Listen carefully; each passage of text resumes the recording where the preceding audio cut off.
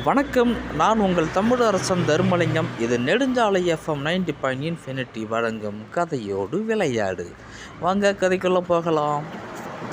ஒரு குருக்கிட்ட சீடர்கள் கேட்குறாங்க, குருவே, இந்த உலகத்தில் எல்லா குழந்தைகளும் பிறக்கும் பொழுது குழந்தைகளாக இருக்கின்றன. பிறகு அது மாணவ செல்வங்களாக, பிறகு கல்லூரி மாணவர்களாக, பிறகு திருமண தம்பதிகளாக, பிறகு பெற்றோர்களாக, பிறகு தாத்தா பாட்டிகளாக, பிறகு இறக்கும் தருவாயில் பிணங்களாக போய் சேருகிறார்கள்.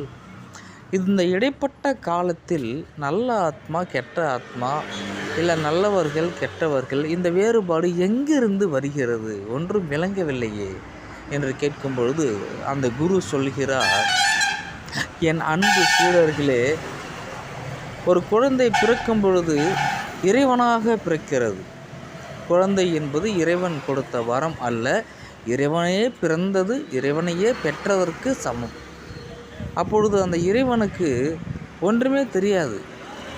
நல்லவர்கள் யார், கெட்டவர்கள் யார் என ஒன்றுமே தெரியாது. அது எல்லோரிடத்திலும் தாவும், எல்லோருடையும் விளையாடும், எல்லோரையும் கொஞ்சம் அப்படித்தான் இருக்கும். ஆனால் அந்த குழந்தைகளிடத்தில் சில மிருகத்தனமான குணங்களை நம் ஏற்கனவே வளர்ந்தவர்கள் காண்பிப்பார்கள். அவர்களது அப்பா அம்மாவின் செயல்பாடுகளை, முந்தைய செயல்பாடுகளை பொறுத்து இறந்த கால செயல்பாட்டை மனதில் அப்படியே பதிய வைத்து அந்த குழந்தைகளிடம் அந்த மிருகங்கள் கக்கி அந்த குழந்தைகளையும் மிருகங்களாக மாற்ற முயற்சிக்கும். அது அவர்களுக்கே தெரியாது. இது கடவுளின் விதியா, இயற்கையின் நீதியா என்று ஆராய்வதை விட இது யதார்த்தமான ஒரு நிலை.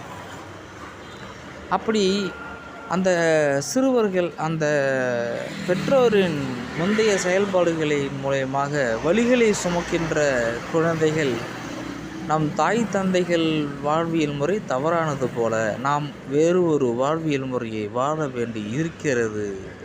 அப்படி என்றால்தான் இதிலிருந்து தப்பிக்க முடியும் என்று அது மிகவும் கடினமான ஒரு போராட்டத்திற்கு தன்னை உட்படுத்த நேரிடும். அப்பொழுது அது தாய் தந்தையின் முந்தைய செயல்பாடுகளை எல்லாம், அந்த தீய செயல்களை எல்லாம் அழித்து ஒழித்து ஒரு நல்ல நிலைமைக்கு வரும்பொழுது அத்தனையும் தவிடுபொடியாக்கப்பட்டு அந்த தலைமுறை நல்ல தலைமுறையாக விருட்சம் பெறுகிறது. இதற்கு அப்படியே எதிர்மறையாக ஏற்கனவே இருந்து வரும் அதே வாழ்வியல் முறையை பின்பற்றி வரக்கூடிய பெற்றோர்களது குழந்தை அதே நிலையில் தேங்கி நின்றுவிடும். அது எனக்கு இதுவே போதும் என்று நின்றுவிடும். இவ்வளவுதான் வித்தியாசம் என்று சொல்லுகிறார் குரு.